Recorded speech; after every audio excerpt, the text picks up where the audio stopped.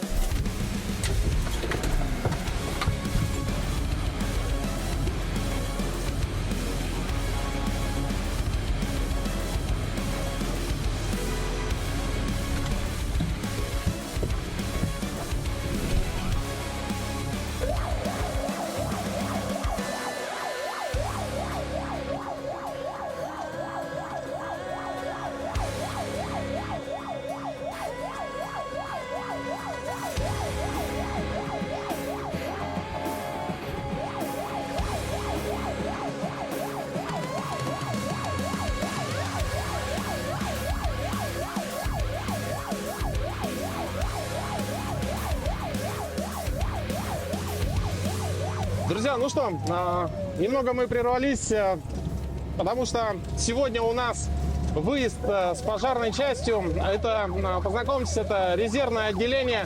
И сегодня у нас тренировочный выезд.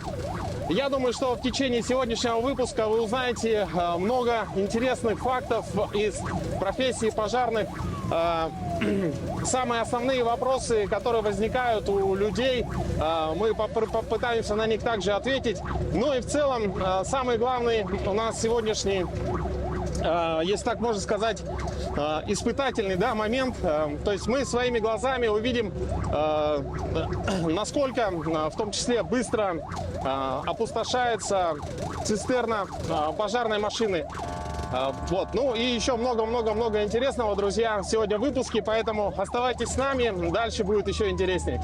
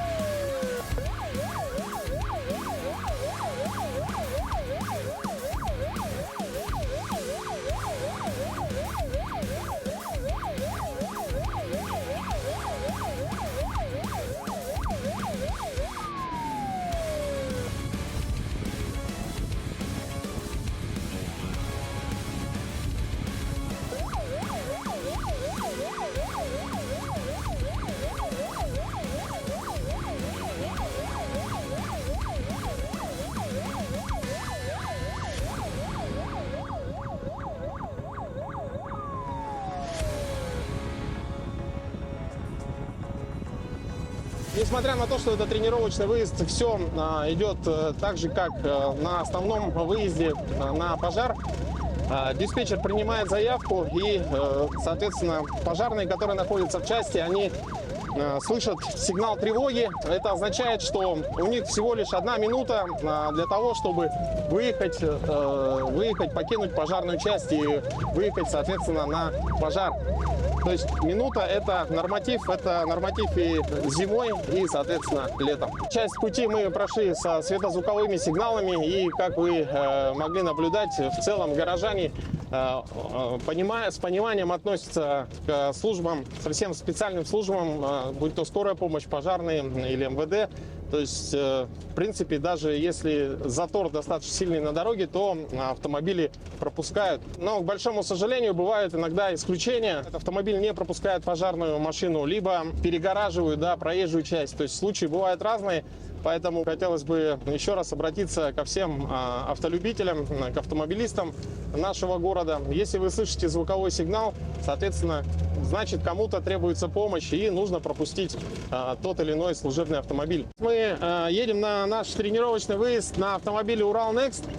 Снаряженная масса вместе с водой, со всем оборудованием около 20 тонн. Вот. И представляете, вот водитель, да, на большой скорости должен оценивать дорожную обстановку и управлять еще 20-тонной махиной. Вот. Как видите, здесь в кабине помещение для 4 бойцов. В целом отделение состоит из 6 человек. Это получается 4 бойца, командир отделения и водитель.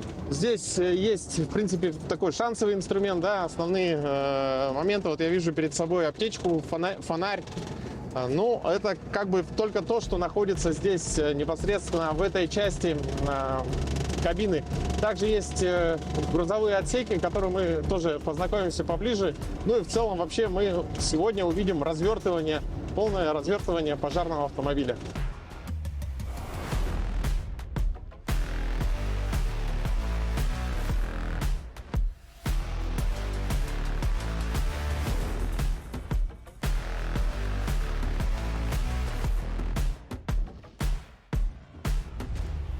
Мы добрались до места, где будем, соответственно, проводить тренировку. Рядом со мной Григорий Аркадьевич Линник, начальник караула. Григорий Аркадьевич, расскажите про цели и задачи, которые мы сегодня будем делать. Ну, сегодня у нас выезд, так скажем, тренировочный. Именно показать, так скажем, населению и вам, как у нас происходит выезд к месту тушения, допустим, пожара, какие встречаются проблемы в момент выезда. То есть вы, наверное, уже видели, что эта проблема заключается в том, что есть моменты, где люди, гражданское население, не уступают дорогу, да, не разъезжаются, хотя видят, что спецтехника двигается к месту вызова.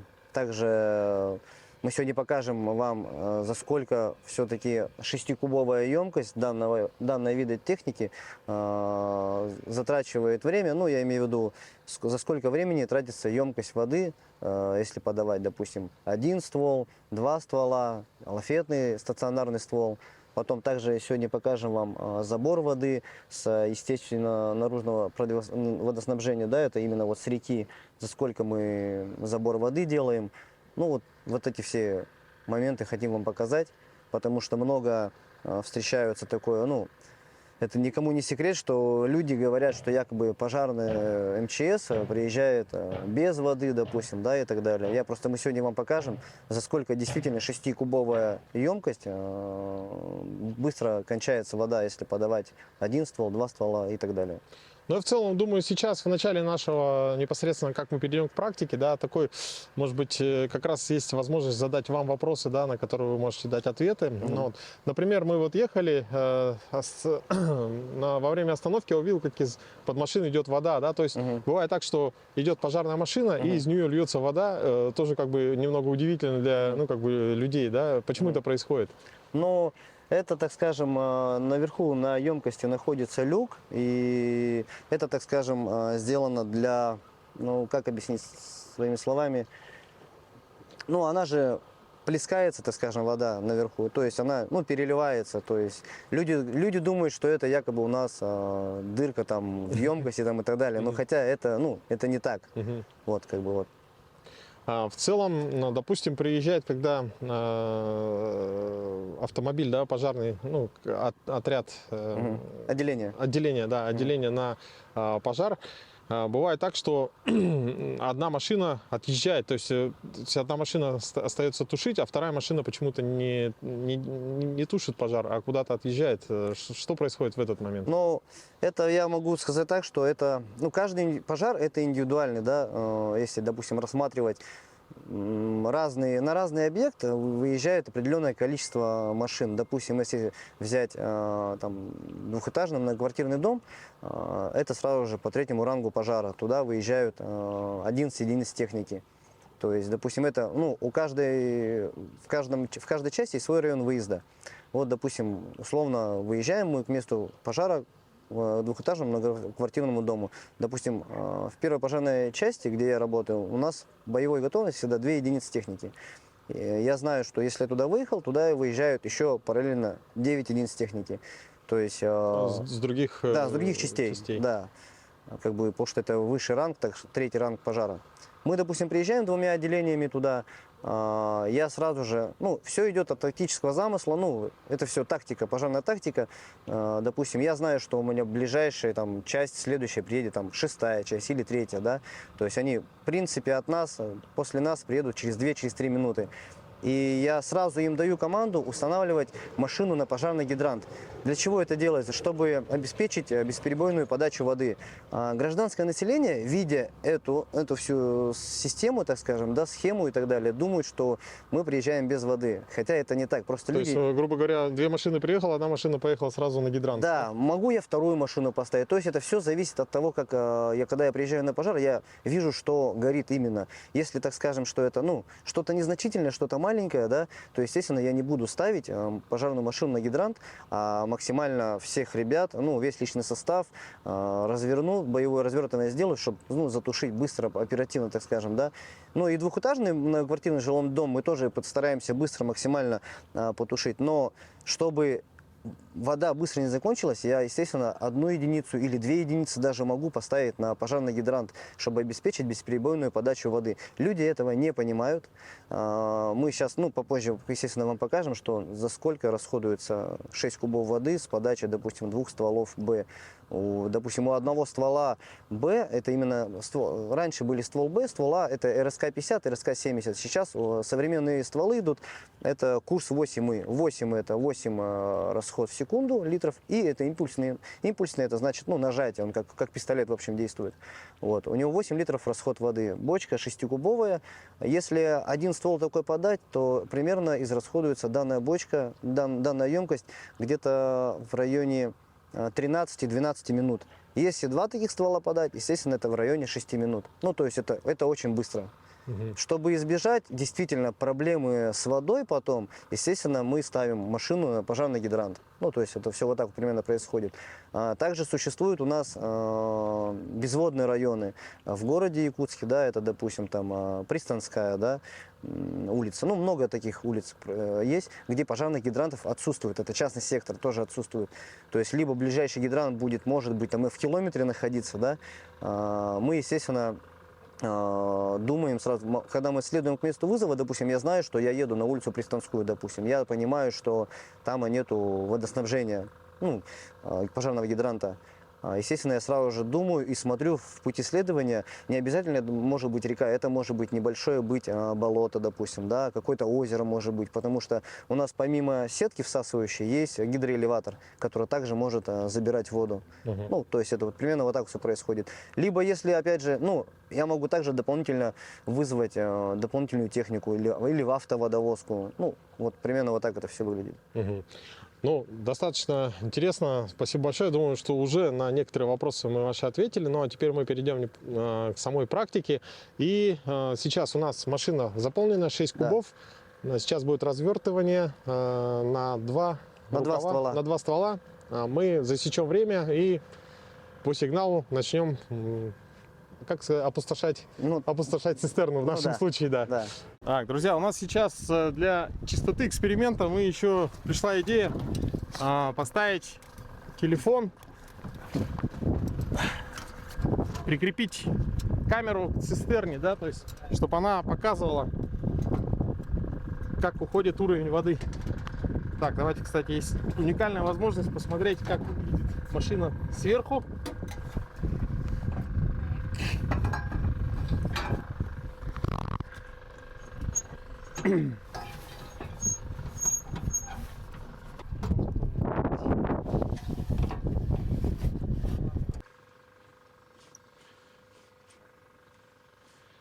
Так, и В принципе, думаю, нормально. Так вот оставим. Что, сразу включаем? Мы сейчас находимся на пожарном автомобиле. Ну, я вижу, понятно, лопаты. Вот это что находится вот здесь? Так, в этих пеналах находятся у нас всасывающие рукава 125 диаметром. Вот сейчас как раз таки по ним будем забирать воду из открытого водоисточника. Ага, после опустошения. Да. А вот это? Это ГПС 600 для подачи пены. Ага. Тушить горючие жидкости и ЛВЖ, ГЖ, короче. Легко воспламеняющие жидкости. Ну и лестница, в принципе, понятно, да? Трехколенная лестница. Здесь у нас переносной лафетный ствол стоит. Осторожно. Переносной лафетный ствол. Ага. И гидроэлеватор. Вот сейчас с помощью него мы тоже будем воду забирать. Это насос эжекторного типа. Угу. Все. Испытано на себе. Сейчас будет боевое развертывание, соответственно, рукава, так как у нас тут места до реки очень мало, их растянут вот таким образом, и затем уже по сигналу мы начнем спускать воду. Давай, готовы? Давай. Все, время пошло. Выходим, быстрее.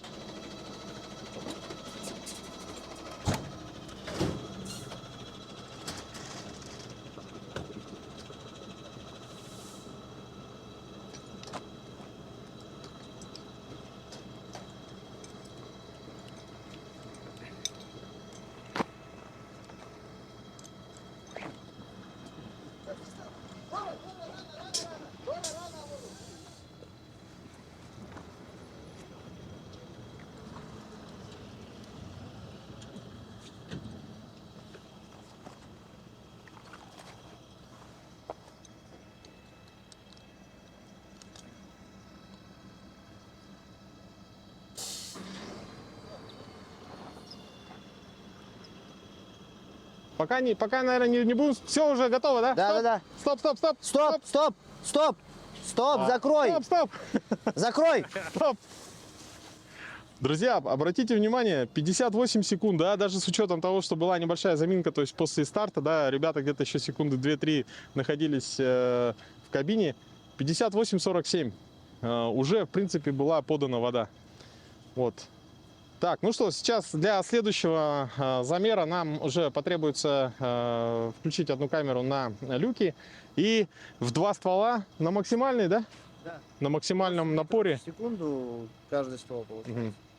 Так, ну и я попробую это испытать тоже на себе, постараюсь, по крайней мере, подержать, да? Подержать ствол. Сейчас мы замерим, за сколько будет опустошена цистерна. Так, я буду поддерживать, да? Или, прямо здесь. Так, как надо сесть? Так, да? Это дергаешь на 8. Ага. Время пошло? Все, начинаем. Если что, подхватишь, да? Тут ничего не надо нажимать, да?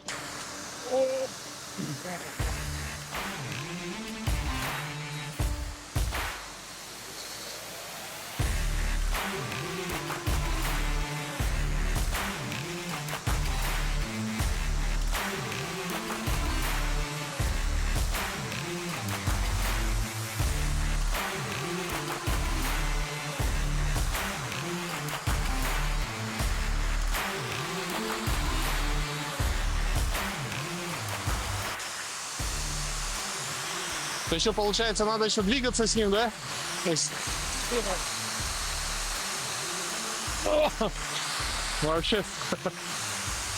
И всегда держат двое, да? 2 человека.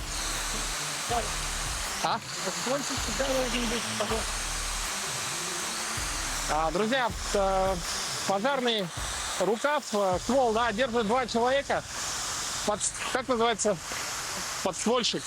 То есть второй человек, который подстраховывает и помогает. Потому что удержать, вот мы сейчас сидим, я сижу, и я чувствую, что это прямо, такое очень сильное давление. А еще нужно перемещаться со стволом. И я думаю, что это очень даже сложно. Даже вот повернуть его.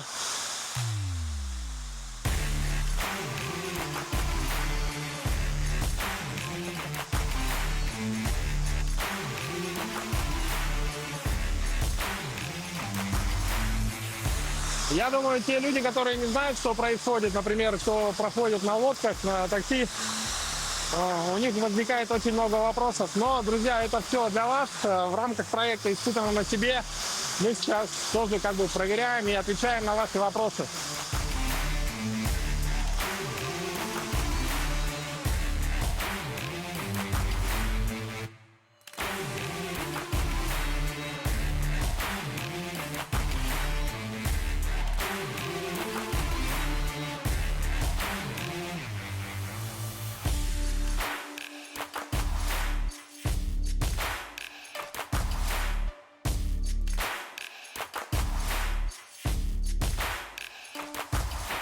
Если сейчас я попробую встать, то не получится, наверное.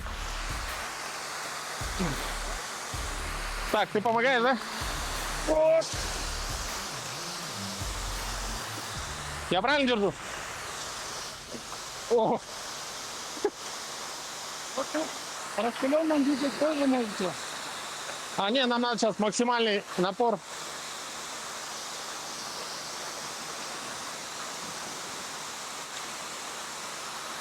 Вот какое давление у воды.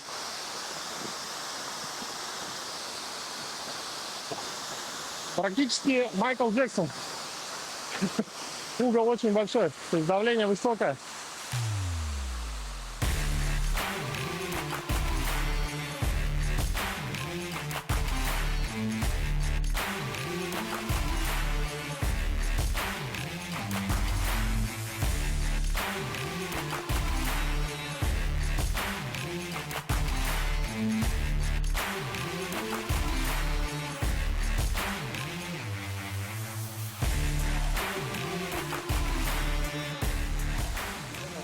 Заканчивается, да? Так. Ну что, друзья, как видите, напор воды упал. Все. Какое время? 4:53. 4 минуты 53 секунды. За это время 6-кубовая емкость пожарного автомобиля полностью была опустошена. То есть вы видели, давление упало. И, соответственно, далее уже производить, ну, в том числе, да, тушение пожара не представляется возможным. И нужно, конечно, восполнить запас воды. Сейчас мы в условиях будем это делать, когда, ну, представим, что нету пожарных гидрантов в окрестностях. И у нас есть искусственный, не искусственный, а естественный водоем, из которого сейчас с помощью того же автомобиля мы наполним снова цистерну.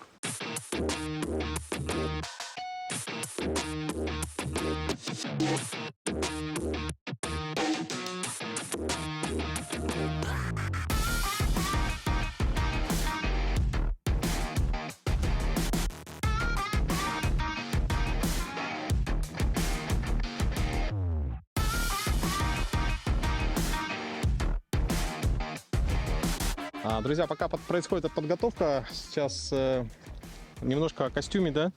Ну, вот я как с точки зрения обывателя, да, то есть я же не профессиональный пожарный, но вот, соответственно, обязательно краги. Вся одежда сделана из натуральных материалов, да, то есть известно, что синтетика, она при контакте с высокой температурой плавится, да. Это все, ну, грубо говоря, брезент. Далее, здесь у меня вопрос, вот почему начал рассказывать, да, возник вопрос по вот этому колышку, клину. Оказывается, когда открывается, ну, то есть пожарный заходит в подъезд, допустим, для блокировки домофонной двери, чтобы она не закрывалась, чтобы, допустим, те же рукава не пережимала, ну, или вообще в целом, ну, любые двери, вставляется вот такой вот клин, и дверь остается в открытом состоянии. Вот. Ну и, соответственно, вот такой топорик, карабин и все остальное, это, конечно, профессионализм пожарного. А, кстати, про шлем забыл, то есть подшлемник, шлем. Так, давайте сейчас пройдем на пожарному автомобилю и посмотрим, как же происходит процесс забора воды из естественного водоема. Водитель включил, запустил двигатель, это требуется для работы насоса.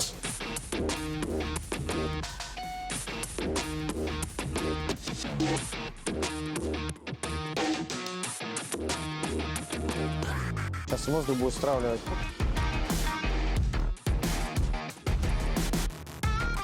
Сейчас пошел забор воды из водоема, в нашем случае это река.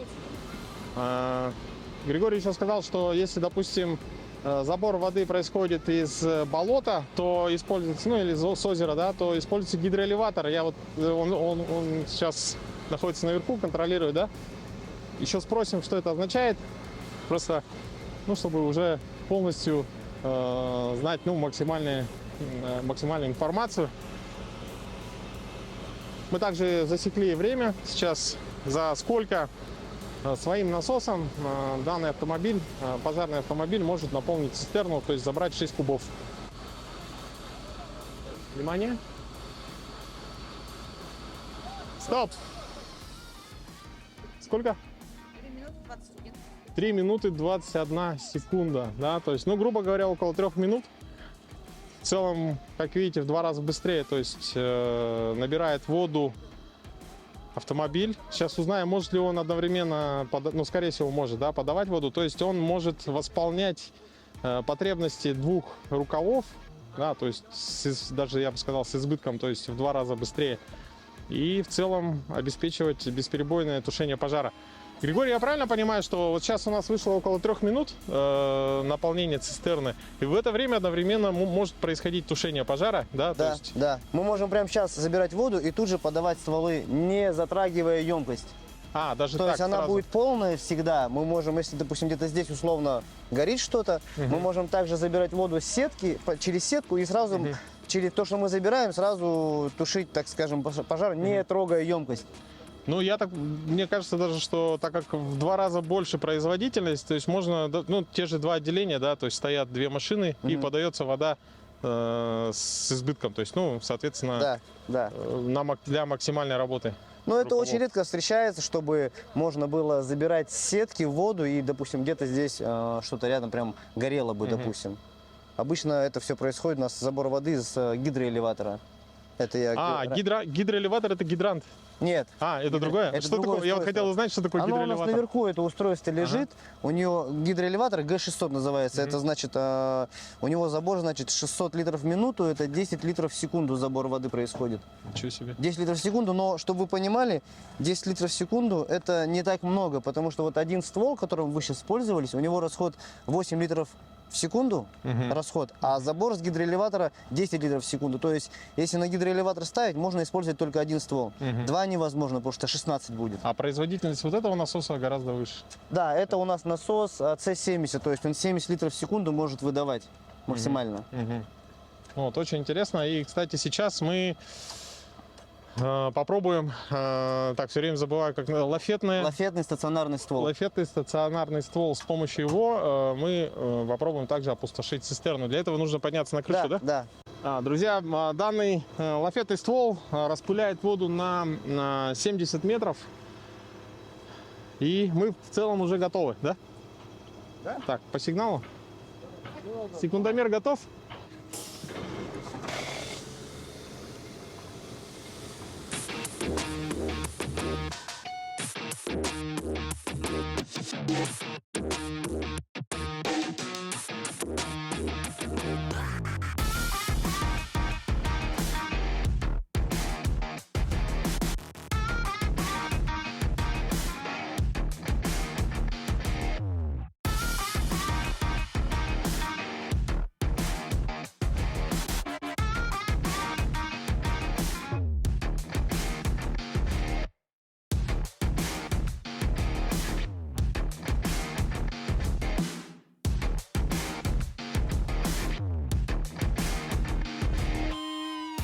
Как видите, друзья, напор настолько сильный, что именно поэтому и он установлен стационарно.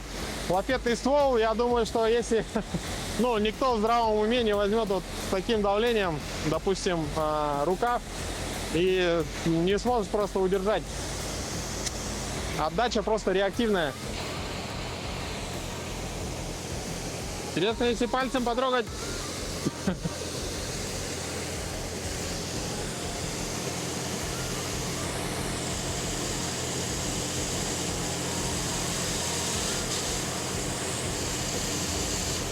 Да, не так больно, как керхером, да?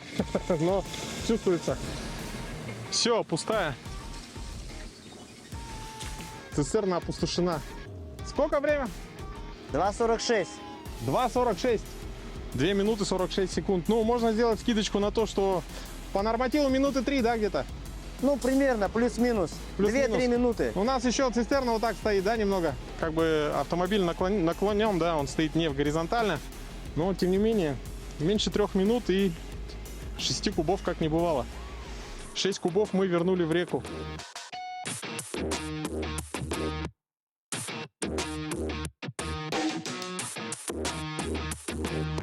Сейчас мы переместимся на место, где есть пожарный гидрант, и уже с помощью гидранта заполним цистерну пожарного автомобиля.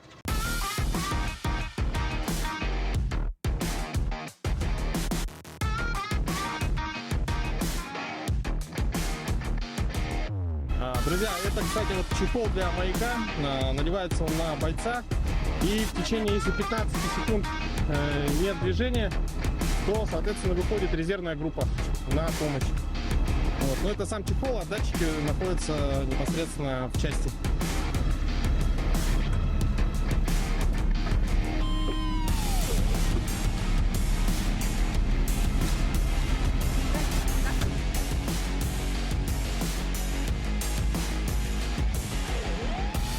У нас в городе, в Якутске, находится примерно, ну сейчас точное количество не скажу, но примерно 1300 гидрантов. Вот такие, они на расположении у них есть такое же, вот, как на трассе, то есть сверху. Также есть и в колодце, расположение в колодцах. По первой пожарно-спасательной части, непосредственно где я работаю, там примерно 420 или 430 пожарных гидрантов. Если, например, давление, да, ну, на линии недостаточное, то диспетчер может позвонить в водоканал, и водоканал может добавить давление. Да, с такой проблемой мы встречаемся, как бы бывает, что приезжаем на пожар, допустим, да, начинаем, допустим, я ранее говорил, мы машину ставим на гидрант, и видно, допустим, что, ну, не хватает воды, то есть в сети слабое давление и так далее. То есть я выхожу на диспетчера, говорю, чтобы она, допустим, вышла на ЕТЭЦ или на водоканал, и чтобы водоканал повысили в том или ином участке района, ну, где непосредственно мы работаем, повысили сеть, давление в сети. Ну, это, естественно, то есть это взаимодействие делается со службами, со всеми, то есть это происходит как бы. И насколько это оперативно происходит? То есть, допустим, от сообщения диспетчеру и до повышения давления? Ну, сколько раз я с этим встречался, но это, в принципе, я даже точно не могу сказать, я никогда не засекал, но это происходит до минут 5, наверное, ну, примерно, где-то так. Ну, примерно. достаточно оперативно, Да, получается. да. У нас проверка пожарных гидрантов идет по всем частям 2 раза в год, это осенью и весной. То есть оттайка произошел, ну, снег, так скажем, весной и осенью. Мы проверяем на их, ездим, то есть у нас же 4 караула работают. Естественно, на каждый караул делится какое-то количество гидрантов, и мы ездим, их проверяем. Мы их открываем, смазываем шток, проверяем, если там неисправен или что-то еще. Мы, естественно, в ту или иную организацию, которому принадлежит этот гидрант, мы уведомляем их об этом, и их уже, так скажем, ну, группы там, да, выезжают и ремонтируют. То есть он может быть не открыться, или открываем, там воды нету, да, может это сам гидрант неисправен, или полугайку кто-нибудь выкрутил, допустим, ну, дети как бы балуются. То есть и все это делается действительно, ну, 2 раза в год проверка идет. Очень частая проблема, это у нас в колодце гидранты мы проверяем, то есть мы приезжаем, колодец открываем, а он заполнен водой. Ну, то есть оттайка, я имею в виду, вот весной. То есть снег и так далее же все тает, и он заполнен. И мы не можем колодец, его... а гидрант под водой получается в этом случае? Да, То под есть... водой, естественно, да. Естественно, мы тоже сообщаем об этом, допустим, в водоканал. Они приезжают и своей, ну, спецтехникой, так скажем, да, выкачивают воду оттуда, и мы потом, естественно, проверяем. Но все равно дожди у нас бывают и так далее, то есть гидранты, которые находятся в колодце, они, ну, затапливаются. Не все, конечно, но То затапливаются. есть предпочтительный вот такой вариант? На трассе, да, на трассе. Есть на трассе, есть в колодце, есть тупиковые, есть кольцевые гидранты. Кольцевые, они у нас гидранты находятся на большом диаметре трубы, допустим, это К500, К800, это, ну, цифры эти, это диаметр трубы. Тупиковые, они вот обычно вот Т100, Т150, это Т, это тупиковые, 100, 150, 200, это диаметр трубы. Как бы вот. Тупиковые, это значит, что, ну, дальше, грубо говоря, она никуда уже не идет, где-то здесь, в этом районе, а кольцевая, это так, ну, трасса, так скажем, магистраль, да, да, в которой, естественно, давление больше. В кольцевых обычно всегда давление больше.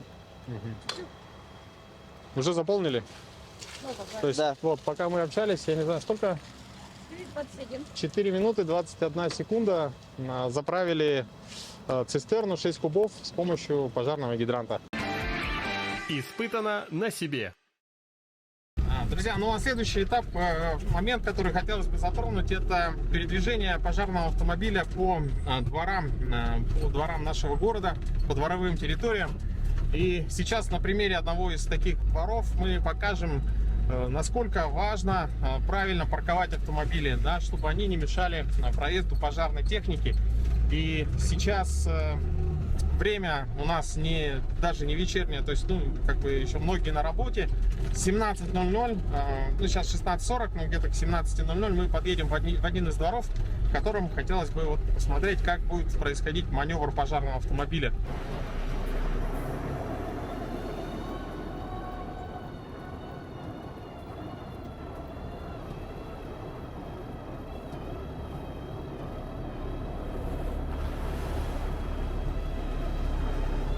Итак, мы сейчас прибыли на адрес Дзержинского 51, то есть это двор такой показательный в целом. Дзержинского 57. Вот, обратите внимание.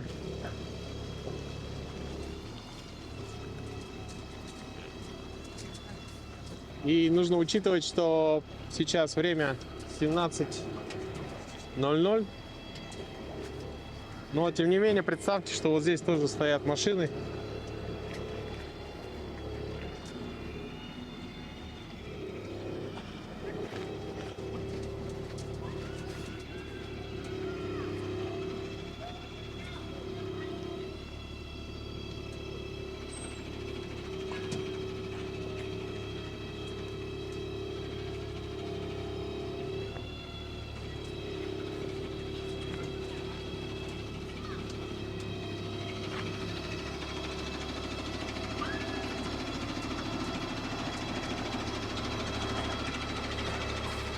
Что какой-то этот, типа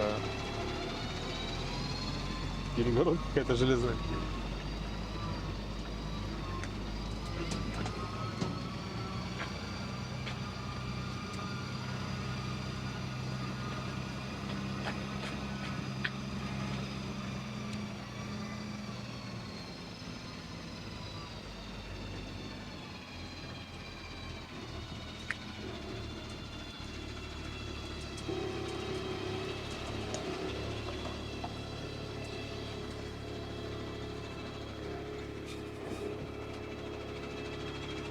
Что не проезжаем? Не получается, да? Вот, обратите внимание, как припаркован автомобиль, и пожарная машина уже не может проехать.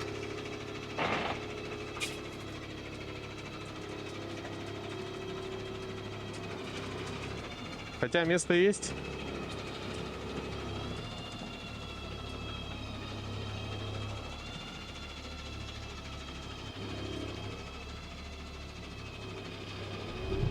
Вот, друзья, простой пример. То есть мы просто по дороге обратно в часть выбрали такой, двор стандартный, обычный. И даже с учетом того, что на парковке огромное количество места, все равно машины ставят так, чтобы, невозможно проехать пожарному автомобилю. Поэтому большая просьба всем горожанам, автолюбителям, если парковаться так, чтобы с учетом того, чтобы большая машина могла проехать по двору. Это, конечно, может быть просто грузовик, который везет мебель, а может быть и пожарный автомобиль, который едет кому-то на помощь.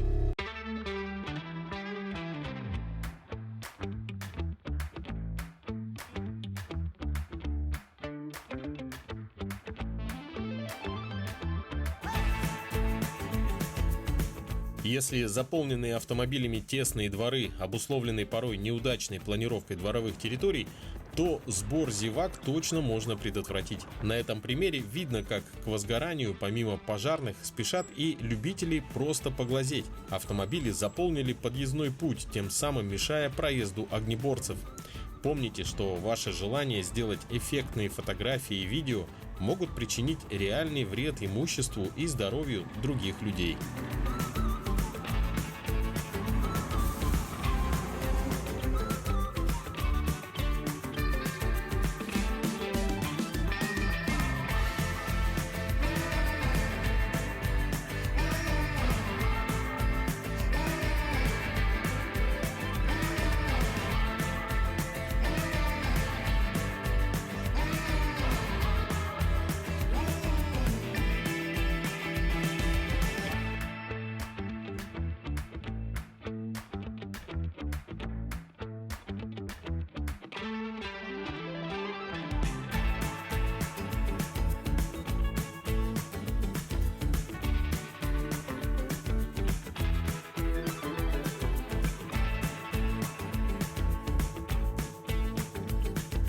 Наш выпуск подошел к концу. Я думаю, что он был достаточно информативный, интересный, и вы нашли много ответов на свои вопросы. Но также хотелось бы еще затронуть тему ложных вызовов. Друзья, дело в том, что во время ложного вызова все отделение также по нормативу очень быстро, слаженно выдвигается на адрес, но, к сожалению, в этот момент их помощь реальная может понадобиться кому-то другому. Число ложных вызовов достаточно высокое, но они бывают преднамеренные, бывают, соответственно, ошибочные, да, то есть, ну, например, запах пригорелой пищи и так далее. И, пользуясь случаем, хотелось бы поблагодарить первую пожарно-спасательную часть города Якутска за помощь в проведении съемок. Ну, а всем пожарным нашей республики пожелать поменьше вызовов. Это был проект «Испытано на себе» на канале Якутия-24.